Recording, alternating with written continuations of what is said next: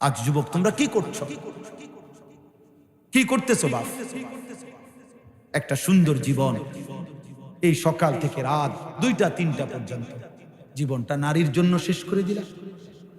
আমনে 60 বছর বয়স, আজও আমনে বিড়ি খাইবেন। আপনি ইসলামকে কি ভালোবাসেন? 60 বছর বয়স, আপনি এখনো চা দোকানে বসে বিড়ি সিগারেট খান, নর্তকীর নাচ, টেলিভিশন, নাটক, সিনেমা দেখেন। আহা মুরব্বী চাচা, আপনি কিসের, কোন আল্লাহকে ভালোবাসেন? কোন নবীকে ভালোবাসেন? আপনি রসুলকে ভালোবাসেন? মিথ্যা কথা বলেন না। আমগরে বুঝা নাকি? আমরা বুঝি না, আমরা সিরা খাই, আমরা সিরা খাই, আমরা ভাত খাই না। বিড়ি খোর আবার নবীরে ভালোবাসে না। রাসূলুল্লাহ সাল্লাল্লাহু আলাইহি সাল্লাম কিংবা তার সাহাবায়ে কেরাম কিংবা 1450 বছরের ধরে আল্লাহর এই জমিনের আল্লাহর কোন নেক বান্দা বিড়ি খাইতে? কথা বলেন না কেন?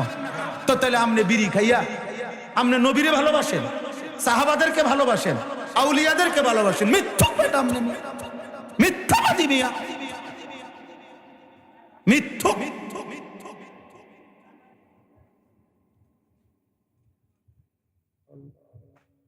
বুড়া হয়ে গেছেন আপনি, এখনো চা দোকানে নর্তকীর নাচ দেখেন। আপনি আল্লাহরে ভালোবাসেন? মিথ্যাবাদী। আপনি নবীকে ভালোবাসেন? কারে বুঝান মিয়া? এটা দুনিয়া তো আমার আর আমনের, আখেরাত আমনে আমারে বুঝাইলে কি, আমারে না বুঝাইলেই কি, আমারে ফাঁকি দিলেই কি? আমি নেকি দেব না ইমাম সাহেব নেকি দেন? কথা বলেন না কেন? হিসাব, হাসরের ময়দানের হিসাব ইমাম সাহেব নিবে না ইমাম সাহেবের আব্বাই নিব? কে নিবে? তো ওনারে কি বলবেন? মালিকের সামনে কি বলবেন? 60 বছরের বিড়ির হিসাব কেমনে দিবেন? 60 বছর ধরে কথায় কথায় যে গালি দেন, কি হিসাব দিবেন? 60 বছর বয়সেও যে সুদ খান, কিস্তি নেন, এই হারামখোর বুড়া মিয়া, কেমনে আল্লাহরে জবাব দিবেন? কেমনে আল্লাহর সামনে দাঁড়াইবেন? হ্যাঁ, একটা ছেলে বলো, এই মুসলমানের বাচ্চা, বাপ তুই 365 দিনে একদিনও ফজরের নামাজ পড়লি না। আরে মুসলমানের বাচ্চা, তুই এত বড় জানোয়ার কেমনে হইলি? তুই কোন মার ঘরে জন্ম নিলি? এই হাইওয়ান, তুই মানুষের বাচ্চা কেমনে, মুসলমানের বাচ্চা হলি কেমনে? বল বেটা, একটা ছেলে দাঁড়া বেটা।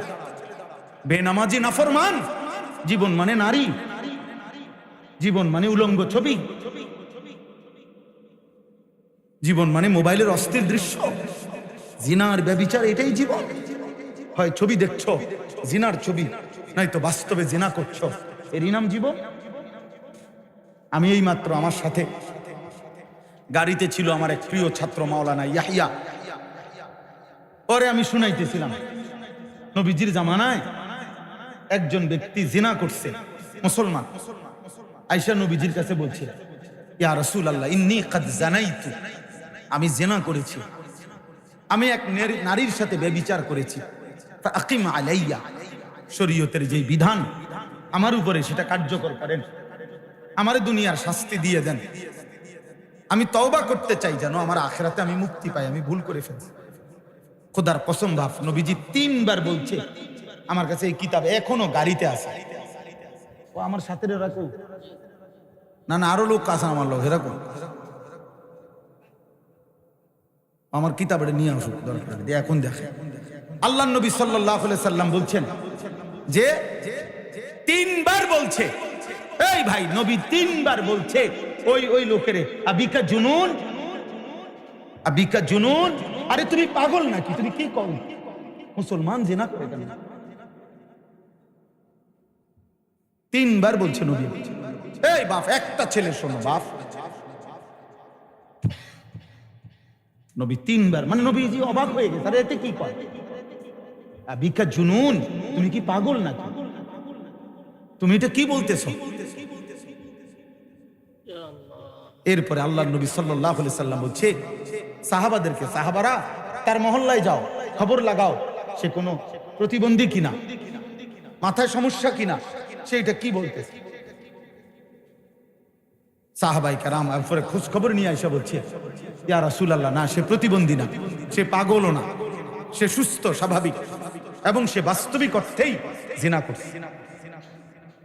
আল্লাহ নবী সাল্লাল্লাহু আলাইহি সাল্লাম সাথে সাথে বলছে, ফারজুমুহু, সে বিবাহিত, অতএব তাকে পাথর মেরে হত্যা করো। সাহাবারা পাথর মেরেই তাকে হত্যা করছে। প্রকাশ্য দিবালোকে পাথর মেরে হত্যা করছে। আজ যদি ইসলামী হুকুমত থাকতো, আজ যদি মুসলিম খলিফা থাকতো, তো কি হতো? বলো যুবক, বলো নওজোয়ান, দিন নাই রাত নাই, কে তোমার মা, কে তোমার বাবা, কে তোমার আল্লাহ, কে তোমার নবী, কিছুই জানো না। জীবন মানে মোবাইল, জীবন মানে নারী, ছবি, জিনা, ব্যভিচারের দৃশ্য। কোন নারী দেখো, সে তো কারো বোন, সে তো কারো মা, সে তো কারো স্ত্রী। হাদিসের মধ্যে প্রসিদ্ধ ঘটনা আছে, সব আলেমরা জানে এটা।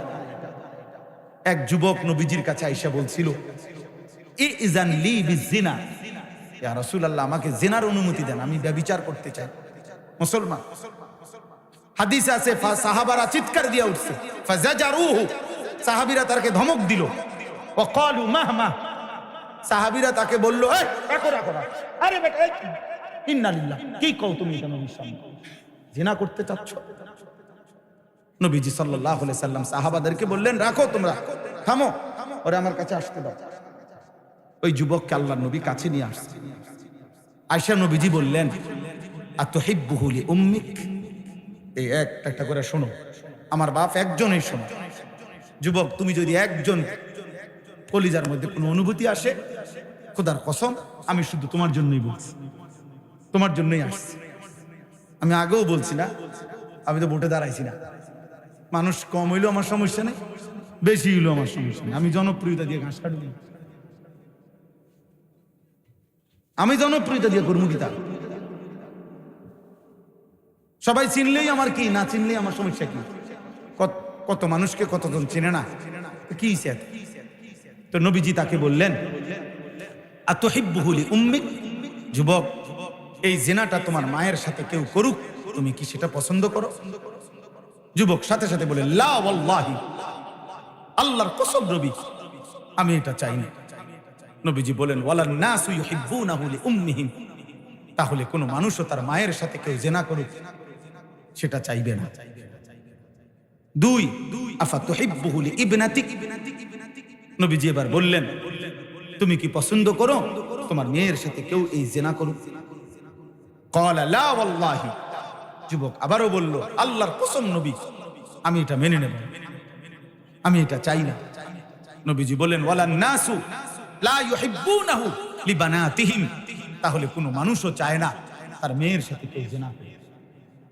নবীজি ৩ নম্বরে বললেন, আফাতুহিব্বুহু লিউখতিক, তোমার বোনের সাথে কেউ জিনা করুক, তুমি কি যুবক তা পছন্দ করো? ক্বালা লা ওয়াল্লাহি, যুবক আবারও বললেন, আল্লাহর কসম নবী, আমি এটা চাই না। নবীজি বলেন, ওয়ালান নাসু লা ইউহিব্বুনাহু লিআখাওয়াতিহিম, তাহলে কোন মানুষও তার বোনের সাথে কেউ জিনা করুক এটা চায় না। নবীজি ৪ নম্বরে বললেন, ৫টা বলছে মোট, ৪ নম্বরে বললেন, আফাতুহিব্বুহু লিআম্মাতিক, তোমার ফুফির সাথে কেউ জিনা করুক, তুমি কি এটা চাও? ক্বালা লা ওয়াল্লাহি, যুবক বললেন, না আল্লাহর কসম নবী, আমি এটা চাই না। নবীজি বললেন, ওয়ালান নাসু লা ইউহিব্বুনাহু লিআম্মাতিহিম, তাহলে কোনো মানুষও চায় না তার ফুফির সাথে কেউ জিনা করে। ৫ নম্বরে শেষটা নবী বলছে, আফাতুহিব্বুহু লিখালাতিক, তুমি কি পছন্দ করো তোমার খালার সাথে কেউ জিনা করুক? যুবক বলল, লা ওয়াল্লাহি, আল্লাহর কসম নবী, আমি এটা চাই না। নবীজি বলেন, ওয়ালান নাসু লা ইউহিব্বুনাহু লিখালাতিহিম, তাহলে কোনো মানুষও চায় না তার খালার সাথে কেউ জিনা করে। তাহলে এবার তুমি যুবক বলো, তুমি যার সাথেই জিনা করতে চাচ্ছ সে তো কারো মা, কারো বোন, কারো মেয়ে, কারো স্ত্রী, কারো ফুফি, কারো খালা, সে কি মেনে নিবে? খোদার কসম যুবক সাথে সাথে বলছি, ইয়া রাসূলুল্লাহ, তাহলে আমি আল্লাহর কসম করে তওবা করছি, এমন গুনাহ আমি আর কোনোদিন করব না। আমার বুঝ হয়েছে ইয়া রাসূলুল্লাহ, আমার দিল খুলে গেছে। তো নবীজি হাদিসে আছে নবীজি তার বুকে হাত রাখছেন অথবা মাথায় হাত রাখছেন, হাত রাইখা নবী দোয়া করে দিছে তারে, ওই যুবককে, আল্লাহুম্মা গফির যামবাহু, আল্লাহ এই যুবকের গুনাহ মাফ করুন, ওয়া তাহহির কলবাহু, আয় মাওলা তার কলিজা আপনি পবিত্র করে দেন, ওয়া হাসসিন ফারজাহু, আল্লাহ আপনি এই যুবকের লজ্জাস্থানও পবিত্র করে দেন। এই জন্য আমি যুবক, আমার ওই মাওলানা ইয়াহইয়া ও এখন পরামর্শ দিতে, হুজুর আপনি এইটা বলবেন যে যুবক তুমি নিজেই দোয়া করো, নিজে নিজে দোয়া করো, আল্লাহ আপনি আমার গুনাহ মাফ করে দেন, আপনি আমার দিল পবিত্র করে দেন, আপনি আমার লজ্জাস্থান পবিত্র রাখেন, আমি যেন আমি কোনো হারাম না করি। আল্লাহুম্মা গফির যামবি ওয়া তাহহির কলবি ওয়া হাসসিন ফারজি। আজ যুবক তোমরা কি করছো, কি করতেছো বাপ? একটা সুন্দর জীবন, এই সকাল থেকে রাত 2টা-3টা পর্যন্ত জীবনটা নারীর জন্য শেষ করে দিলাম। মোবাইলে ছবি দেখতে দেখতে, নারী দেখতে দেখতে, অশ্লীল উলঙ্গ দৃশ্য দেখতে দেখতে শেষ করে দিলা। এমন সুন্দর হায়াত, এই রাত আর ফিরবে না, এই দিন আর ফিরবে না প্রিয় বন্ধু, আর কোনো দিন না। 19 আগস্ট 2025 রোজ মঙ্গলবার, আর কোনো দিন হবে না। আগামী সপ্তাহে মঙ্গলবার আবার আসবে, কিন্তু সেদিন 19 তারিখ না, সেদিন 26 তারিখ নাকি 19-এর সাথে কত 26 তারিখ। আগামী বছর আবার 19 আগস্ট আসবে, কিন্তু সেটা তো 2025 না, 2000। আর কোনদিন হবে এটা? আর অতএব আমার কিশোর, আমার যৌবন, আমার এই হায়াত আর কোনদিন আসবে না, আমার না আপনাদের, না জওয়ানদের, না বৃদ্ধদের। নবীজি এজন্যই বলছে নি'মাতানি মাগবুনুন ফীহিমা কাসীরুম মিনান নাস আস-সিহহাতু ওয়াল ফারাগ। নবীজি বলেন 2টি নিয়ামত এমন আছে বান্দার কাছে যখন থাকে তখন সে কদর করে না, বরং প্রতারিত হয়। আছে মনে করে, তার ভাবনা যে আর কোনোদিন শেষ হবে না। একটা হলো আস-সিহহাতু, সুস্থতা, আরেকটা হলো ওয়াল ফারাগ, অবসর।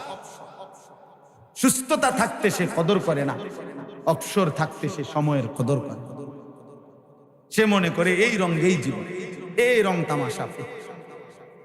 এজন্য বাবা আপনাদেরকেও বললাম, নওজোয়ান তোমাদেরকেও বললাম, অনেক নওজোয়ান তোমরা তোমাদের এই ছোট্ট জীবন, বিশেষ করে যৌবনের সুন্দর সময়টাকে তোমরা নারী, ছবি, মোবাইল, মোটর সাইকেল, বন্ধুদের আড্ডা, চুলের ফ্যাশন, এই রং তামাশার মধ্যেই ঘন্টার পর ঘন্টা নষ্ট করে দিচ্ছ।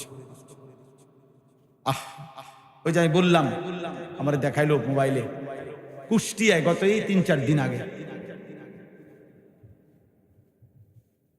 ওই দেখেন না কি ভাই, এটা কিতা হাসে, কেন হাসে কইতে পারতো না, আসলো আরে, হ্যাঁ আসছে আর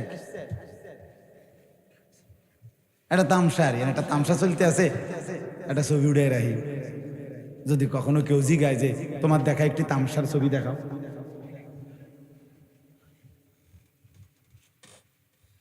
তো বলতেছিলাম যে এই কুষ্টিয়ায়, এই তো খবরে, সব খবরে আসছে, 10টা ছেলে মোটর সাইকেল রেস, মানে নিজেরা মোটর সাইকেল দিয়া মানুষের চলাচলের রাস্তাতেই রেস দিতেছে।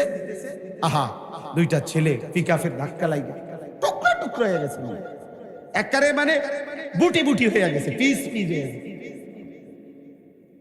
টুকরা টুকরা, মানে লাশটা যে টুকাবে এটাও পারা যাবে, এমনি ছিটটা বিটটা গেছে, জীবন্ত জলজ্যান্ত।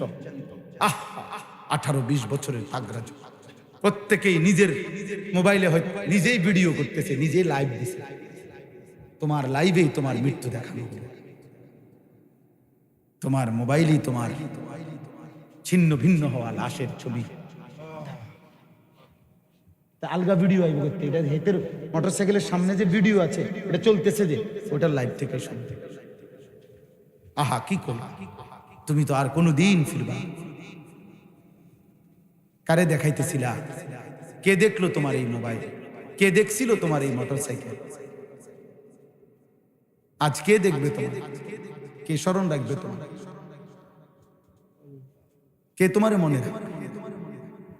সেদিন নোয়াখালীতে যে একজন প্রবাসীর পরিবারের 7 জন একসাথে, শুনছেন না, ওই যে প্রাইভেট কার যে না মাইক্রো পড়ে গেছে পানি, আহা সব 7 জন ফ্যামিলির মহিলা পুরুষ মারা গেছে। ওই লোকের সাক্ষাৎকার আমি শুনছি। ওই প্রবাসী লোকটা কাঁদতেছে আর বলতেছিল যে কয় যে আমি কত চিৎকার করছি, কত কাকুতি মিনতি করছি মানুষের কাছে, শত শত মানুষ, সবাই শুধু ছবি উঠাইছে, কিন্তু কেউ আমার এই গাড়িটাকে মানিটাকে ধৈর্য কিন্তু টান আনবো, সবাই শুধু ছবি উঠাইছে। আমি নিজে শুনছি ভাই, ওই লোকের, ওই প্রবাসী ভাইয়ের সাক্ষাৎ, সবাই ছবি উঠাইছে। এটাই বুঝি কথা হইল, এটাই বুঝি ইনসানিয়াত, এরই নাম মানবতা, এরই নাম মনুষ্যত্ব। তাহলে আমাদের নওজোয়ান, আমাদের মোবাইল প্রেমী মানুষগুলো আজকে কি হালাত। এই জন্য দোস্ত, কেউ মনে রাখবে না এই স্বার্থপর দুনিয়া, তোমার একদিনও মনে রাখবে। ওই যে মাইলস্টোন স্কুল অ্যান্ড কলেজের বাচ্চাদের কথা, আজকে 3-4 দিন 5 দিন আর কোনো আলোচনা আসেনি ভাই, পাত্তা আসেনি কারো, খালাস শেষ। স্বার্থপর দুনিয়া কারে মনে রাখে? সময় কই, সময় কই, কই এখন তার কোনো পত্রিকায় আর একটা সংবাদ আছে? তুমি আজকে সারাদিনে একটা সংবাদ বাইর করো এগো ব্যাপারে, মনে হয় যেন এই ঘটনা ঘটেই না, কেউ জানেই না কি হইল। 2-4 দিন লাফালাফি করছে, শেষ। যে জীবন দেওয়ার সে জীবন দিয়েই ফেলছে, যে চলে যাওয়ার সে চলেই গেছে। অতএব পৃথিবীর এই বাস্তবতা, এটা সবটাই ক্ষণস্থায়ী, মরে যাওয়া এটাই স্থায়ী, এটাই চূড়ান্ত কথা, এটাই শেষ কথা। হাসলেও চলে যাবেন, কাঁদলেও চলে যাবেন। সুখের রাত্রিও ভোর হয়, দুঃখের রাত্রিও ভোর হয়, বাসর রাতও ভোর হয়, ফাঁসির রাতও ভোর। রাজপ্রাসাদে যে থাকে সেও একদিন কবরে যাবে, জীর্ণ কুঠির কুড়ে ঘরে যে থাকে সেও একদিন কবরে যাবে। 3 বেলা ঠিক মতো যে খাইতে পাইছে সেও মরে যাবে, 1 বেলাও যে খাইতে পায় না সেও একদিন মরে যাবে।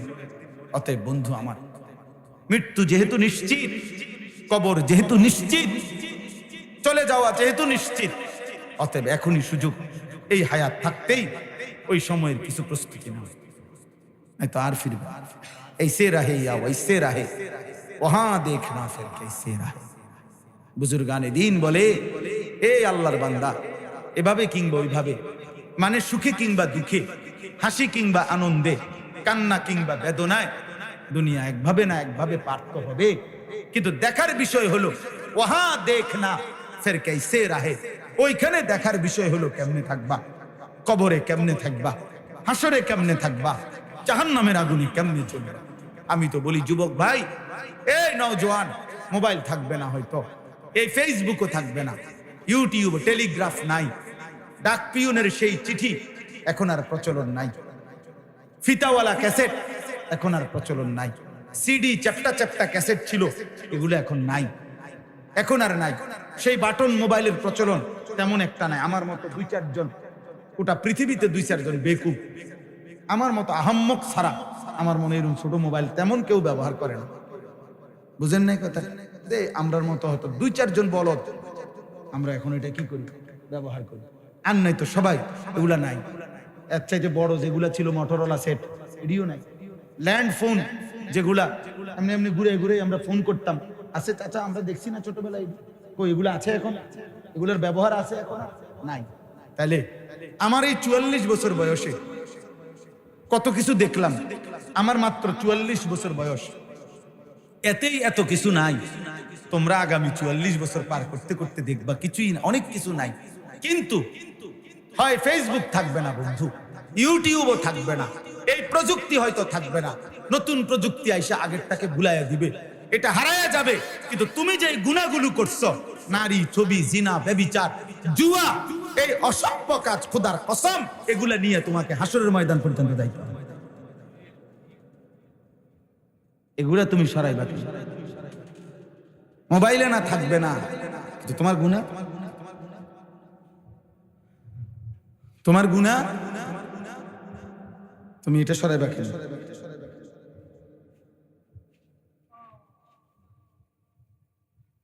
বলেন কি পরিমাণ যুবক আজকে অনলাইনে জুয়া খেলে, প্রতিদিন লক্ষ লক্ষ যুবক। আপনারা বাবারা জানেনও না, এখন আর ওই কোনাকানিতে জুয়া খেলে না। এখন সবাই আপনার ঘরে, আপনার সন্তান পাশের রুমে সারা রাত অনলাইনে মোবাইলে হয় জুয়া খেলে, নয়তো নারীর উলঙ্গ ছবি আপন ঘরে। চেহারা সুরত দেখলেই তো বোঝা যায়, চুল চেহারা কালো মলিন, সাফা সুফা ভিতরে ঢুকে গেছে, অল্প বয়স্ক।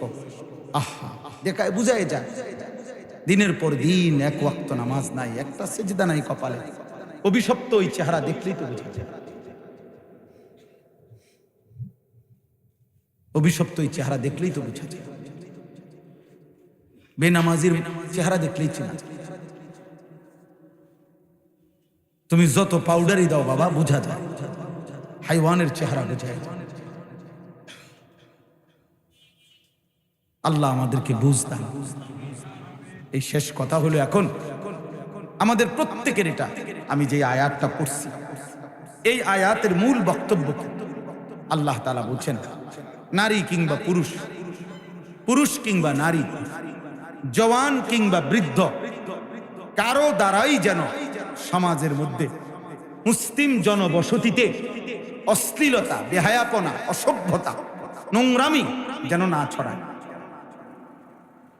যে নারী বেপর্দা, যে মেয়ে বেহায়া, যেই মেয়ে চরিত্রহীন, যে মেয়ে মহিলা পর পুরুষকে নিজের শরীর, যৌবন, দেহ প্রদর্শন করে, হারাম কোনো সম্পর্ক করে, হারাম কোনো প্রেমের নামে অশ্লীলতা, ব্যভিচার, জিনা, অসভ্যতার নোংরামি করে। মনে রাখবেন, জিনা কিন্তু শুধু লজ্জাস্থানের অপকর্মকেই জিনা বলে না।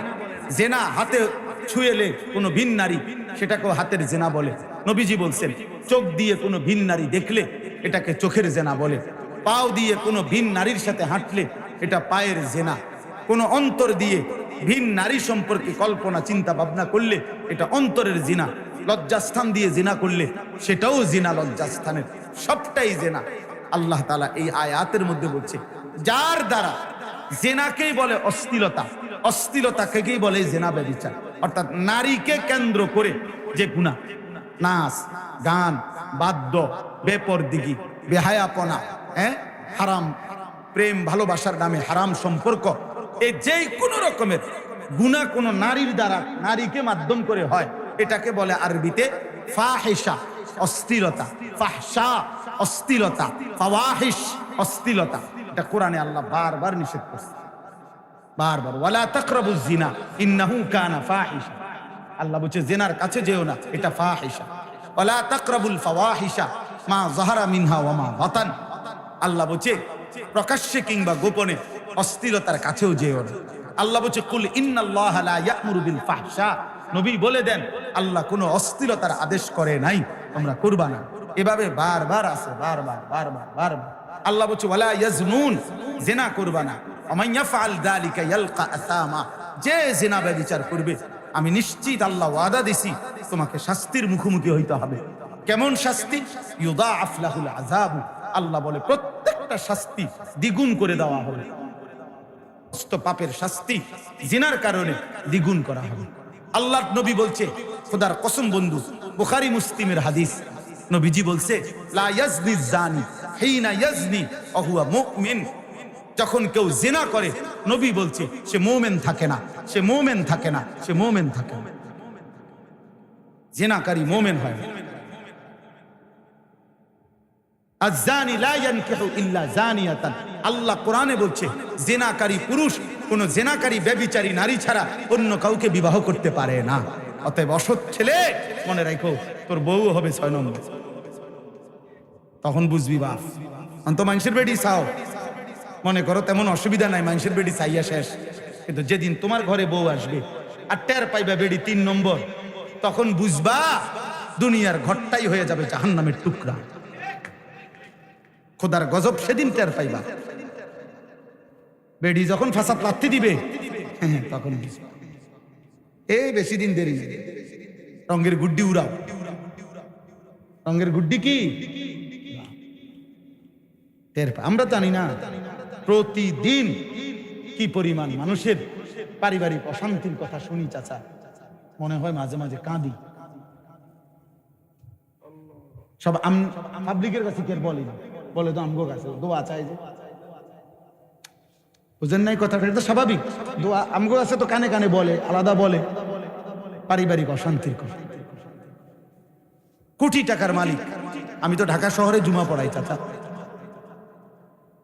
1000 কোটি টাকার মালিক তো আমি চিনি, আমগো মুসল্লি তো কোটি টাকার মালিক তো আমরা চিনি।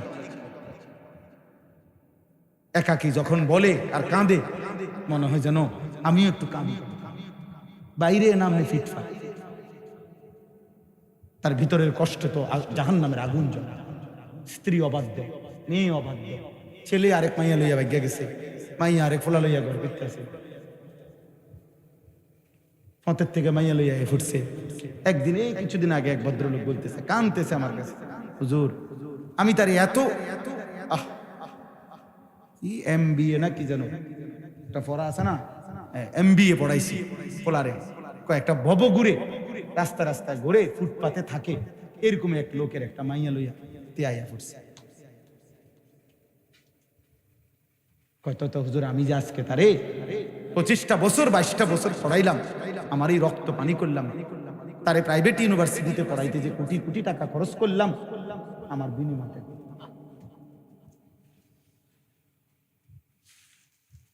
বলো বাবা। প্রিয় বন্ধু,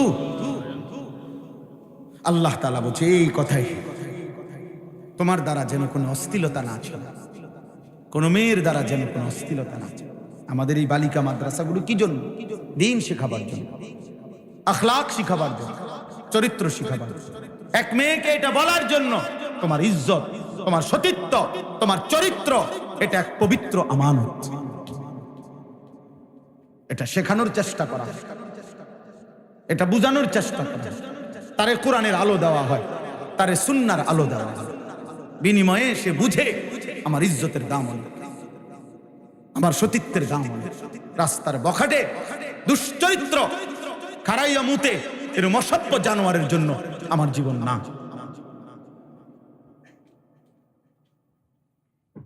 এই জন্য যার দ্বারা পুরুষ কিংবা নারী, জওয়ান কিংবা বৃদ্ধ, সমাজে যাদের দ্বারা অশ্লীলতা ছড়ায়, অশ্লীলতা, আপনারা যারা নিজ ঘরে টেলিভিশনের ব্যবস্থা করে রাখছেন, মনে রাখেন বাপ, আপনি আপনার ঘরে অশ্লীলতা ছড়িয়ে দিয়েছেন।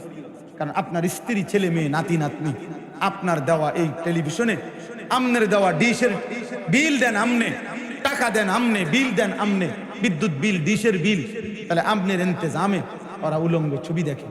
কত নিকৃষ্ট, আমার কাছে কিতাব ওইটাতে আছে যে পুরুষ এত বড় নিকৃষ্ট কাপুরুষ, বুজদিল, এমন অপদার্থ যে সে তার বিবি টেলিভিশনে দেখে যে আরেক বেড়া আরেক বেড়িরে জড়াইয়া ধরছে, এইটা সে দেখে, তারপরেও তার লজ্জা লাগে না। তোর মতো বেড়ইতের উপরে থুতু মারি বেটা, তুই বেটা কাপুরুষ, বেটা বুজদিল, বেটা তোর বিবি, আমার বিবি কেমনে এটা তাকায় রয়েছে যে আরেক বেড়া আরেক বেডির লোকে প্রেম করে, আরেক বেডিরে জড়ায় ধরতে আসে, আরেক বেডির লোকে নাচতে আসে। এবার জানে এটা, এটা দেখেন, তুমি বুঝো না? তুমি কি পুরুষ হইলা? কার টাকা দিয়ে এই অশ্লীলতা ছড়াইলে? কথা বলেন না কেন? এই স্বামীর টাকা দিয়ে না, এই পুরুষের টাকা দিয়ে না। হ্যাঁ, আপনার মাত্র 8 বছরের ছেলেটাকে আপনি টেলিভিশন দেখায় দেখায় নষ্ট করে দিলেন। আপনার 12 বছরের ছেলেটাকে, আপনার 16 বছরের মেয়েটাকে, মাত্র মেয়েটা প্রাপ্তবয়স্ক হচ্ছে, আপনি তারে কি দেখতে দিছেন? ও কি দেখে এগুলো? ও যে নাটক দেখে, সিনেমা দেখে, উপযুক্ত বয়সী পুরুষ নারী একজন আরেকজনকে জড়িয়ে ধরে, সে কি শিখে? আখলাক শিখে।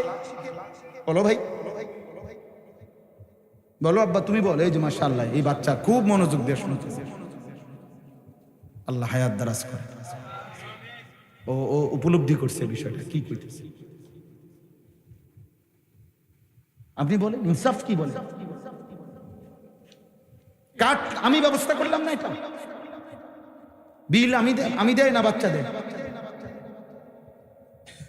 আল্লাহ তাআলা বলছে ইন্নাল্লাযীনা ইউহিব্বুনা, এই আয়াত শুনে নিশ্চয়ই যারা পছন্দ করে, আন তাশিআল ফাহিশাতু, ছড়িয়ে পড়ুক অশ্লীলতা, ফিল্লাযীনা আমানু, মুমিন মুসলমানদের সমাজে অশ্লীলতা ছড়িয়ে পড়ুক, ঘরে ঘরে, বাড়িতে বাড়িতে, মহল্লায় মহল্লায়, গলিতে গলিতে। আল্লাহ বলেন আমি ওয়াদা দিলাম, লাহুম আযাবুন আলীমুন, তাদের জন্য রয়েছে অত্যন্ত কঠিন মর্মান্তিক আযাব। কোথায়? ফিদ দুনিয়া ওয়াল আখিরা, দুনিয়াতেও আখিরাতে। এই মুশকিল কিন্তু এনে ভাই, শুধু ফিটা যদি আখিরাতে ফিরতো তো নইলে আমনে হন কইতেন যে আচ্ছা যাক পরে ফিরতে ফিরুক, আপাতত তো ফিরে না। আল্লাহ বলছে ফিদ দুনিয়া ওয়াল আখিরা, আমি তাকে দুনিয়াতেও বেইজ্জতি করব, আখিরাতেও করব। আল্লাহু ইয়ালামু ওয়া আনতুম লা তা'লামুন। আল্লাহ বলেন কাকে আমি কেমনে শাস্তি দেব দুনিয়ায়, আখিরাতে আমি জানি, তোমরা জানো না। সবার শাস্তির ধরন একরকম। হতে পারে আপনি মরে গেছেন, আপনার নাতনি, আপনার আপন পুতের ঘরের নাতনি আরেক ফুলার লগে ভাগ্যে গেছে, তো আপনার মৃত অবস্থায় তো আপনি অভিশপ্ত যে তার নাতনি। এটাও কি আপনার জন্য বেইজ্জতি না? কথা বলেন না কেন? এটার জন্য আপনার বংশের অপমান না? তাইলে তাইলে বলে ধরে নিলাম কোনো না কোনো ভাবে আল্লাহ বলছে আমি তোরে বেইজ্জতি করি। হ্যাঁ, এই কথা, এটাই আয়াত, এই একটা আয়াতই পড়ছি। ইন্নাল্লাযীনা ইউহিব্বুনা আন তাশিআল ফাহিশা, আমার দ্বারা যেন কোনো অশ্লীলতা না চলে, আমি কোনো গুনার পরিবেশ তৈরি করে যাব না, এটা আমার সিদ্ধান্ত থাকতে হবে। আমার ফুট কানতে কানতে মরে যায়, আর কানতে কানতে মরে না। মেয়ে কানতে কানতে মরবে না, টেলিভিশন না দেখা হয় কতক্ষণ কানবো, চাই হয়তো কান্দো, মোবাইল তারা আমি দেখতে দেব না, কতক্ষণ কানবো, 2 ঘন্টা নাহলে 4 ঘন্টা। এরপর আস্তে 2 দিন 4 দিন 10 দিন কানতে কানতে একদিন সে বুঝবে এটা আমারে দিবে না। কথা বুঝেন নাই? সে ঠিকই কি ফিরে আসবে। আমার জীবনে আমার একজন ঘনিষ্ঠ আত্মীয়, আমার পরিবারের একজন, আমি ছাত্র জীবনে তখন শেষ না, ছাত্র জীবনে আমি তখন মাত্র নতুন চাকরি করি।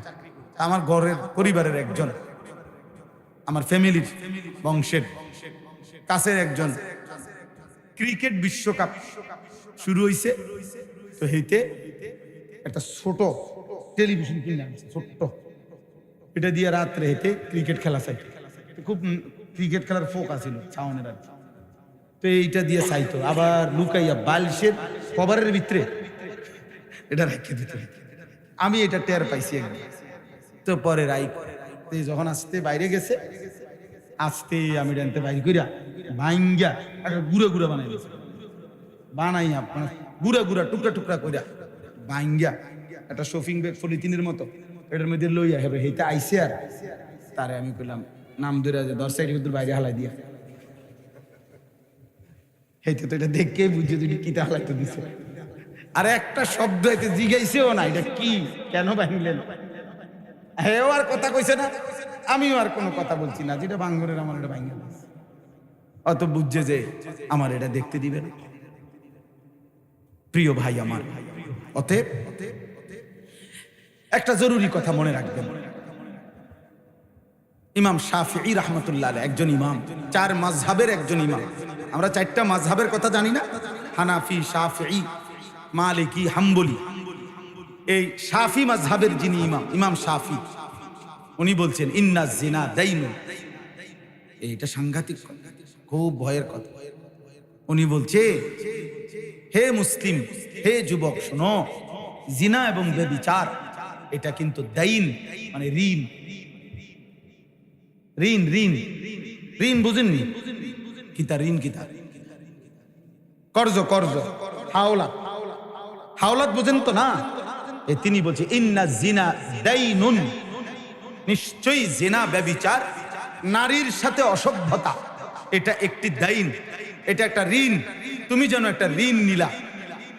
এবার মনে রেখো, তিনি বলছে হে যুবক, হে মুসলিম, অবশ্যই তোমার পরিবারের কাউকে দিয়ে তোমাকে এই ঋণ শোধ দিতে হবে। বুঝছনি যুবক?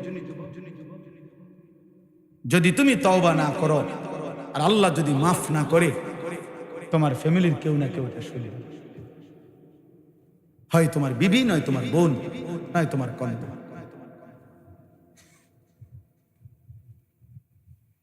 কোনো না কোনো কারো হাতে শুদ্ধি। নাউজুবিল্লাহ, আস্তাগফিরুল্লাহ, আস্তাগফিরুল্লাহ। কি ভাই, এর চাইতে বড় কথা কি হইতে পারে? আর নবীজির এই হাদিস কি অর্থ? যে নবীজি বলছে জিনাকারী মুমিন থাকে না, ব্যভিচারী মুমিন থাকে না। আহা, যার ঈমান থাকে না তার কি হাল? তখন যদি মৃত্যু হয়, তওবাবিহীন, কি হবে তার আখিরাত? কারণ কোন ব্যক্তি যত বড় নাফরমানি হোক, যদি ঈমান টিকে থাকে, 1000 কোটি বছর জাহান্নামে জ্বললেও একদিন মুক্তি পাওয়ার সুযোগ আছে। ঈমান না থাকলে চিরস্থায়ী জাহান্নাম। ঈমান না থাকলে কি? আল্লাহ আমাদেরকে মাফ করে দেন। তাহলে আজকে এটাই বললাম, আপনাদের মেয়েদেরকে দিন শেখাবেন। একটা মেয়ের চরিত্রহীন হওয়া, একটা মেয়ে বেপরদা হওয়া, একটা মেয়ে খারাপ হওয়া, এটা শুধু ওই মেয়ের গুনাহ না, বরং একটা সমাজ নষ্ট করে দাও।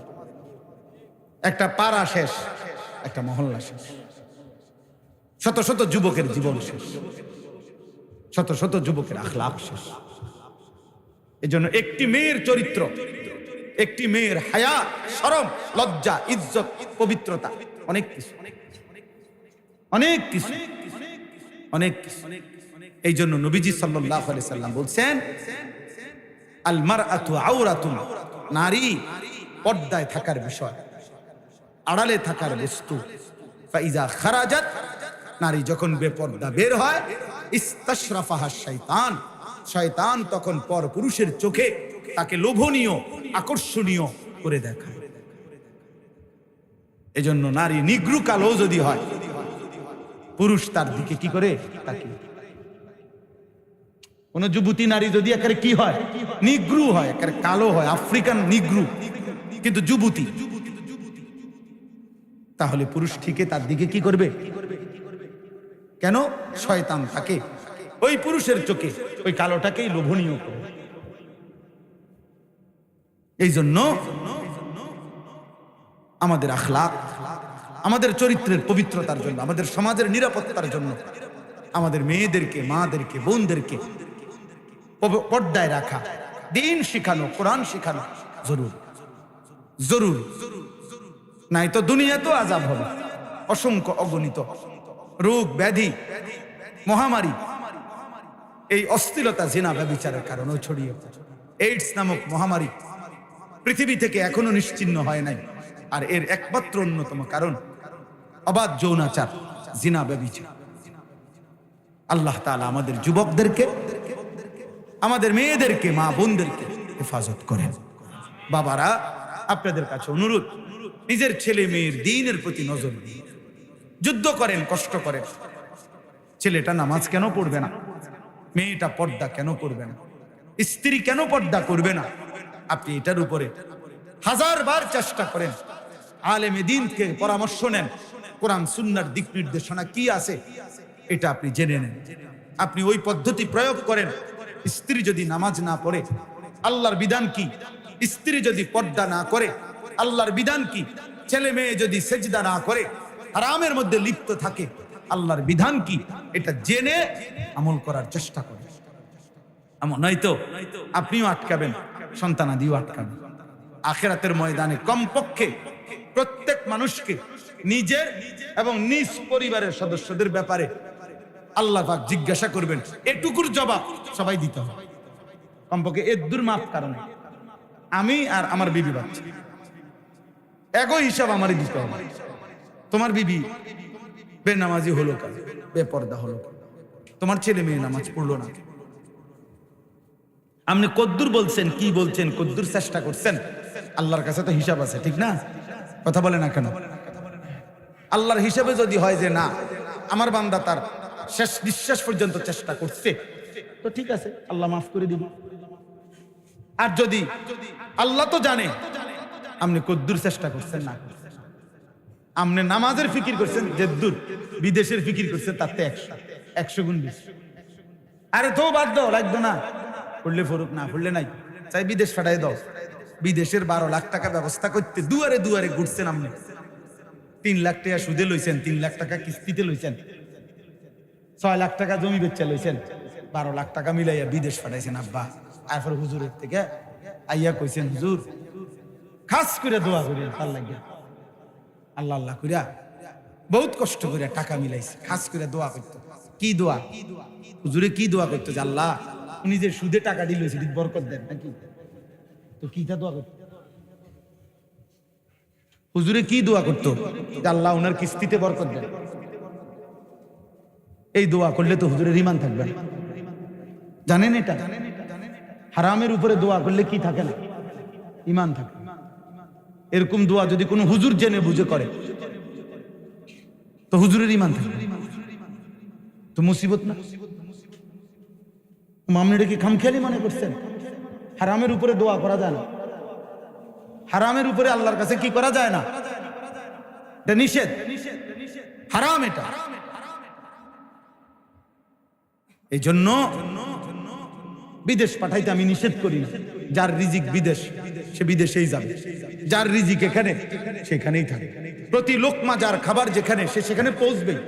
কিন্তু আমার সিদ্ধান্ত থাকতে হবে আমি হারাম করি না, আমি হারাম নেব না, আমি আল্লাহর নাফরমানি মানব না। আমি যুদ্ধ আমার সন্তানের সাথে আপনি বলে দেন, বাপ তুই আল্লাহকে সেজদা করো না, বিবি তুমি নামাজ পড়ো না, পর্দা করো না, তুমি মনে রাখো যদি আমি দুনিয়াতে ভয়ে আতঙ্কে যদি তোমার লগে নাও পারি তো মনে রাখো আমার মনের কষ্ট থেকে যাবে। আমি তোমার লগে পারলাম না, ঠিক আছে, কিন্তু তুমি আমার এটা মনে রাখো আমি তোমার প্রতি অসন্তুষ্ট। ছেলেরে বইলো বাপ যে বাপ তোর উপরে আমি অসন্তুষ্ট, তো যে সন্তানের উপরে তার মা বাবা অসন্তুষ্ট ও জাহান্নামী। যে স্ত্রীর উপরে তার স্বামী অসন্তুষ্ট ওই মহিলা জাহান্নামী। তো তুমি তারে বলো তো নামাজ পড়বি না বেটি, পর্দা করবি না বিবি, তুই আমার হুমকি দাও, ঠিক আছে, তুই আমার জেল খাটাইবা, তুই আমার নারী নির্যাতন মামলা দিবা, ঠিক আছে দাও, কিছুই করতে পারলাম না তোমার, এদুর মনে রাখো আমার কলিজারা তো আটকে থাকতাম না। কথা বলেন না কেন? কলিজারে কি জেল দিতে পারবে? তো কলিজা দিয়া বলে গেলাম আমি তোমার প্রতি অসন্তুষ্ট।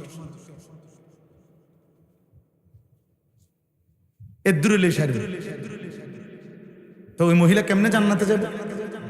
স্বামীরে অসন্তুষ্ট রেখে। ওই সন্তান কেমনে জান্নাতে যাইব বাপ মারে অসন্তুষ্ট রেখে? বলেন চাচা। আল্লাহ আমাদেরকে হেফাজত করে, এই মাদ্রাসা আল্লাহ কবুল করে নেন। আপনারা অনেক কষ্ট করে বসছেন, আলহামদুলিল্লাহ এতটুকু বলার সুযোগ হয়েছে। আল্লাহ তাআলা আপনাদেরকে উত্তম বিনিময় দান করেন।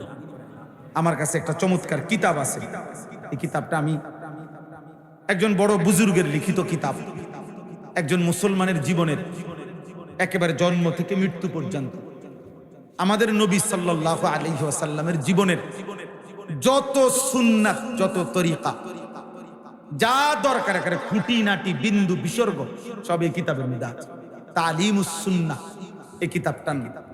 একেবারে বিস্তারিত দলিল ব্যাখ্যা সহ নবীজি সাল্লাল্লাহু আলাইহি সাল্লামের জীবনে আমাদের যত প্রয়োজনীয় সব কিছুর সুন্নাহ, একেবারে পুরা ইসলামের যত সুন্নত দরকার সব এটার মধ্যে আছে। আলহামদুলিল্লাহ আমি ইচ্ছা করে এটা সিলেট থেকে একজন প্রিয় ভাইয়ের মাধ্যমে আমি আনাইছি কিনা, যে আমি মাহফিলে বলবো কিনে নিবে 350 টাকা। কোন আল্লাহর বান্দার যদি দরকার হয়, মানে এমনি শুধু আমার ব্যবসার জন্য, আমি এমনি যে আল্লাহর বান্দারা পাক শিখুক জানুক। ঘরে একটা সময় আমাদের দেশে ঘরে ঘরে মুকসুদুল মুমিনিন একটা বই সবখানে থাকে, বেহেশতি জেউর ঘরে ঘরে থাকে, এমন একটা কিতাব যে ঘরে ঘরে থাকতে পারে প্রত্যেকের কাছে, এতে ফায়দা হবে। আপনারা আমগো গাড়ির কাছে আছে, এটা ইনশাআল্লাহ ভালো লাগবে কারো কাছে থাকলে টাকা কিনে নিয়েন, 350 টাকা। আল্লাহ, এমন হিসাবে কোনো কথা আছে নি কম ভাই? ও ভাই, আল্লাহ কবুল করে। আপনার নাম কি? ও আমরা দেখছি, আমি মনে হয়। আল্লাহ কবুল করে নেন। আল্লাহ আপনাদের সময়কে, বেশি শক্ত কথা বলে ফেলছি নাকি তা ভাই? আমি তো এনে আসছি আগে না, আব্দুল মুমিন ভাইয়ের, মুমিনুল হক ভাইয়ের মাদ্রাসায় বয়ান করছি, 11 মাগরিবের পরে মনে বয়ান করছি, এসার পর এখন মনের কষ্ট যে আমি গেছি গা, এক সময় আইসা চিন্তা রাইতে থেকে যাই নাকি। হ্যাঁ, আলহামদুলিল্লাহ। আল্লাহ তাআলা সবাইকে ভালো রাখেন। দিন মানে প্রিয় যুবক ছেলেরা, নওজোয়ান বন্ধু, নষ্ট হইও না, কেউ মনে রাখবে। শেষবারের মনের আবেগে বলে, তুমি তোমারে নষ্ট করো না বাপ, এই পৃথিবী তোমারে মনে রাখবে না,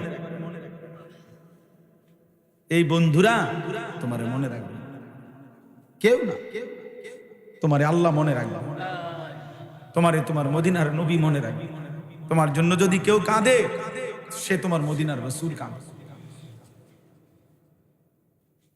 কেউ যদি তোমার জন্য চোখের পানি ফেলে, সে তোমার মা। কেউ যদি তোমার জন্য চোখের পানি ফেলে, সে তোমার বাবা। ওই বন্ধুরা চোখের পানি ফেলবে না। আল্লাহ আমাদেরকে হেফাজত করেন। আলহামদুলিল্লাহি রাব্বিল আলামিন। আল্লাহুম্মা আনতাস সালাম ওয়া মিনকাস সালাম, তাবারাকতা ইয়া দাল জালালি ওয়াল ইকরাম। ইয়া রাব্বি লাকাল হামদু কামা ইয়ানবাগি লিজালালি ওয়াজহিকা ওয়া আযীমি সুলতানিক। সাল্লি আলা মুহাম্মাদিন কামা হুয়া আহলুক ওয়াফআল বিনা খায়রান কামা আনতা শানুক। ইয়া আরহামার রাহিমিন, ইয়া আরহামার রাহিমিন, ইয়া আরহামার রাহিমিন। রব্বানা যালামনা আনফুসানা ওয়া ইল্লাম তাগফির লানা ওয়া তারহামনা লানাকুনান্না মিনাল খাসিরিন। রব্বানা আতিনা ফিদ দুনিয়া হাসানাহ ওয়া ফিল আখিরাতি হাসানাহ ওয়া কিনা আযাবান নার।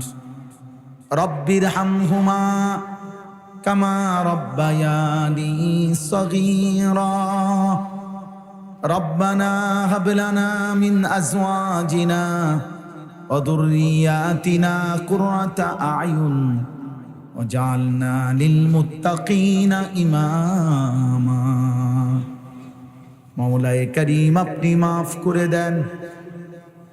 রব্বে করিম, আপনি মাফ করে দেন। অনেক গভীর রাত মাওলা, আপনার কথাই শুনতেছিলাম, জাহান্নামের ভয় করছিলাম, আযাবের ভয় হচ্ছিল মাওলা। পেছন দিকে তাকিয়ে দেখি মাওলা, জিন্দেগীর সবটাই নাফরমানি আর গুনাহে ভরা মাওলা। অন্ধকার আর অন্ধকার, নেকি বলতে কিছুই নাই, গুনার কোনো সীমানা নাই। রাত গভীরে আল্লাহ আপনি মাফ করে দেন, মাফ করে দেন, মাফ করে দেন, মাফ করে দেন। আর কিছু দেন আর না দেন, মাফ তো করে দেন, মাফ তো করে দেন। দেন মাওলা, মাফ করে দেন। আই করিম, আপনি মাফ করে দেন।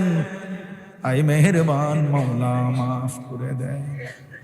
আযাব দিলে আপনার কোনো লাভ নাই, মাফ করে দিলে আপনার কোনো ক্ষতি নাই। মাফ করে দিলে আপনার ভান্ডারে কমবে না, মাফ না পেলে আমাদের উপায় থাকবে না। আল্লাহ মাফ করে দেন। জওয়ান ছেলেগুলোকে মাফ করে দেন, কিশোর ছেলেগুলোকে মাফ করে দেন।